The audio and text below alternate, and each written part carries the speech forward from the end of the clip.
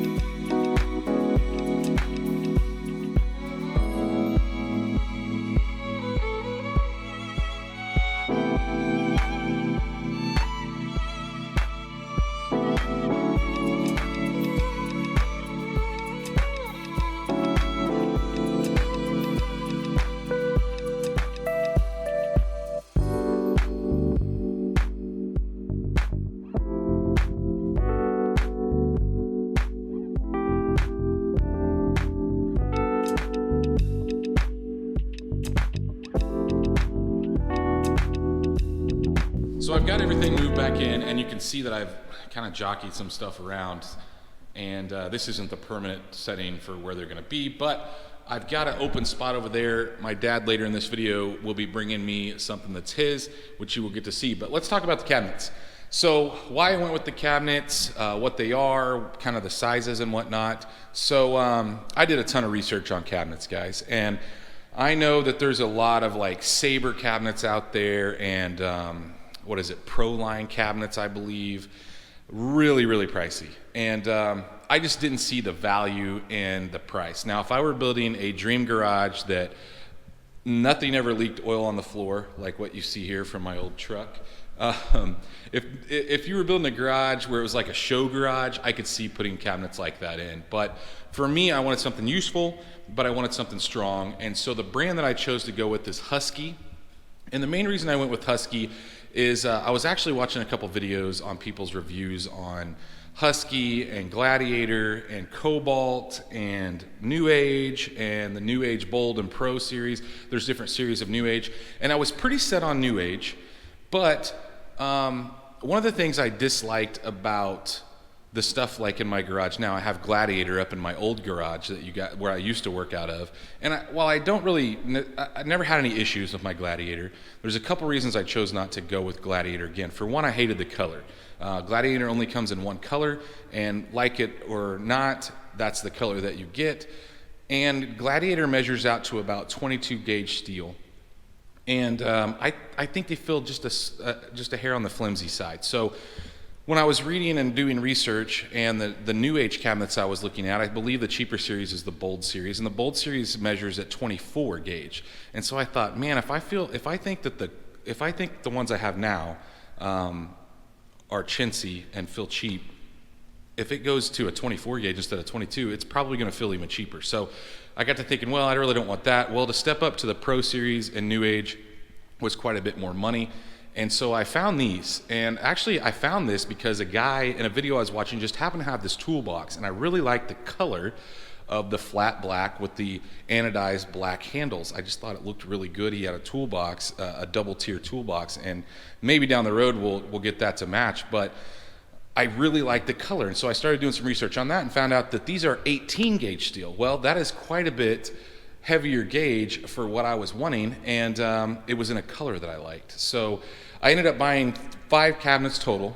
I got the 2 big ones on the outside. I believe they measure 36 inches deep, or no, they're 36 inches wide. They're 81 inches tall, and I believe they're 24 inches deep, maybe.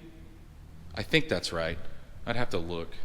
Anyway, so I bought 2 of those, and on the inside of those you have different adjustable shelves, obviously. Now the one thing I will say is I wish they gave you one more shelf, and maybe you can order it off their website. I'll just have to check and see, but I wish, because that's a pretty good gap. Now I can move them up, but to me, I think I'd rather have 2 more of those in there than what I'm dealing with right now. And then on the bottom, I really like this because you can pull it out and you have a drawer there as well. And then on the doors, you have pegboard. Now, I don't necessarily think I'll use this because to me, if you're opening and closing this, I would think that stuff would swing. So I don't know that I'll necessarily use that. That wasn't a selling point for me. Now, for you guys, it might be. But for me, it was the look and the gauge of steel. Same thing here. These cabinets, they're just, I don't know. I mean, they do have some movement in them, but there's no more movement in this than there is in my tool chest. And here it has soft close. So if you guys notice, you just slam it and it will soft close.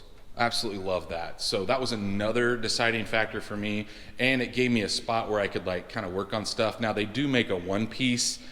This just, when you order these cabinets, they come with the top, but I can replace that with a one piece, and I might do that later. The other option it gives you, as you can see in the book here, if you chose to not put a center one here, that one piece would kind of give you an area to slide stuff under, or slide a chair up here and work. And then it has the ability to bolt on cabinets across the top, even if you're not mounting to the wall. Now, for right now, I didn't mount any of the cabinets to the wall. Now, I don't think I'll mount the bottoms at all, but I might eventually put a couple lag bolts in these guys. Never had any issues. I try to put my heavy stuff on the bottom, but anyway, I'm pretty excited, guys. I really, really like them. I think they look really good in here. My son thought I should put my old truck back here because they, it kind of matches the, but anyway, I got the black, let's see, the ZR1, we'll get it in the shot. I think it looks good. Anyway, we got a little bit more to do in this video. Like I said, my dad's gonna bring his car over and we're gonna jockey some more cars around. Maybe we can move some of this trash out of here. So let's get started on that. So it's the next morning and I have been busy jockeying cars around. So as you can see, the Trans Am has now moved from over there with the help of my new four-wheeler, but you can see I did a four-wheel burnout because it is gravel and I was trying to go uphill, but was able to get it over here. So I got the Trans Am in the working position, close to all the tools, but you guys may or may not know that I have this. I actually had this in my basement garage, but it's a 55 two-door post that is kind of a lifelong dream car of mine. I've always loved these cars, and I bought this car relatively rough, and it's got all new metal on it. So what you see is all new other than the roof. New doors, new quarters, new one-piece floor.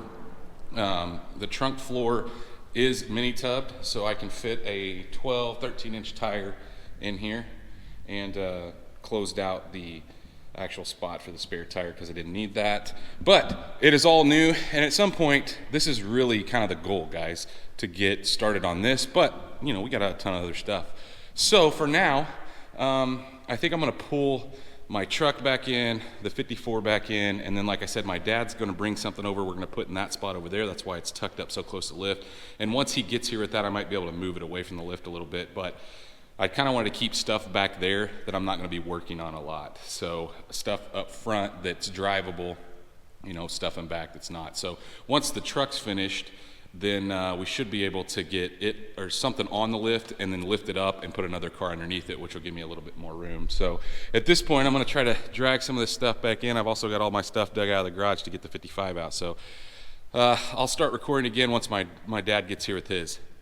Okay, so I forgot to film We actually just put it on skates. This is my dad's T-bucket. He built this thing from pretty much scratch. He bought a body and had a motor, and that was it. So everything that you see he's done or had done, and probably one of the nicest T-buckets I've ever seen. I'm not a big T-bucket guy, but generally they're just pieces of crap, and this one's got like really nice paint on it, and everything's all chromed out. But he's using me for storage, which is perfect because I have the room now, and it gives him a little more room to work at his house. But anyway, I wanted to show you guys this. I really wanted to show you the process of putting it in here. What do you want? Tell them about it. What is it? What year is it? 1923. 1923. It's got a 355 engine. Yeah. Turbo 400 transmission. Got a Franklin quick change dirt track rear end.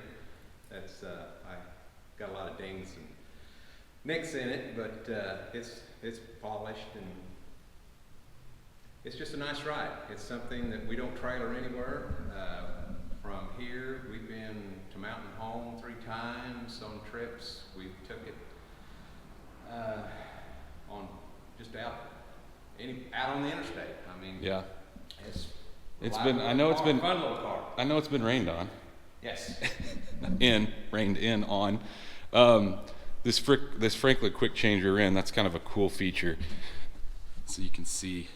The cool thing about these, if you guys don't know, which I'm sure you do, but you can change the gear ratio relatively quickly. That's why they call it a quick change. You can take that plate off and reverse the gears or change the gears. What gear's in it right now?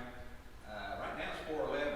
411, which obviously no overdrive with the Turbo 400, but these big old tires and a 411, it still can go down the highway at a decent speed. It's not a race car by any means, but it's a good driver, like he said. I think they drive it everywhere. Now, I will say, I have picked it up once on my trailer broken. So, right? Yes. Yeah. Fuel pump, I think, wasn't it? Yes. Fuel pump. Yeah. So, but that's it. No, I think that it's been pretty tough. The alternator bracket broke one night. Yeah. I remember that. It broke, and in fact, it had a Gilmer drive on it. It was just too much stress on the bolts, and that's the reason it broke. A Gilmer drive is that's the gear drive, right? Cog drive or whatever? Well, yeah, it's kind of a cog drive. Yeah. I remember that. All right. Anyway, wanted to show you guys that. Like I said, I'm going to be the storage for a little bit because it's going into winter and he's not going to be driving it. So, and I have the room. So anyway, we'll continue packing stuff in here and then we'll finish this up. So at this point, I've got everything back in. For the most part, this is everything that's going to be in here, unless we buy something else. But it's pretty crowded in between. Like this car, it's just making me crazy because it won't start. I need to move it over, and then I'd have equal room. But I tried to tuck this stuff up. We've got his T-bucket all covered up and up against the wall. He's got these little skates that we can push it around on, like you saw just a minute ago. But I moved the 55 over a little bit to give me a little more access here. But ultimately, guys, the exciting part about this is that we have the Trans Am over here. And so I'm going to consider this like the majority of the work area. So once the 2-post lifts in, like here and here will be where a majority of the work goes down. I wanted it kind of close to the toolboxes. And so that is why the Trans Am is here. So we are going to get started on it relatively soon. Hopefully we can, we're going to have to take the motor back out, unfortunately, and we're also going to have to take the K-member out. But I think I've got enough room to do all that, and I can nudge these up more if I want. But go to the comments, guys. Let me know what you think about, first of all, my dad's T-bucket and the cabinets. What do you think? I did go ahead. I will show you. I put some stuff in all the cabinets last night. I still think I want to buy a couple more of the shelves, because I can get more stuff in there. But got that in there. I did go ahead and put some of my wrenches in here. And the reason why is because in my toolbox, the way it's set up, I just couldn't get them where I could see them all. And so I wanted something like that. So, of course, you got to put metric at the top because you use those the most, and standard below because I rarely use those. But anyway, let me know what you guys think of the cabinets. But I think that's it for this video. If you guys like the cabinets, if you like the T-bucket, if you like this new stuff for the shop, please, like always, go down and smash that thumbs up button. While you're down there, don't forget to hit the subscribe, ring that bell icon that notifies you every time we drop a new video, and stay tuned to see what we get into next.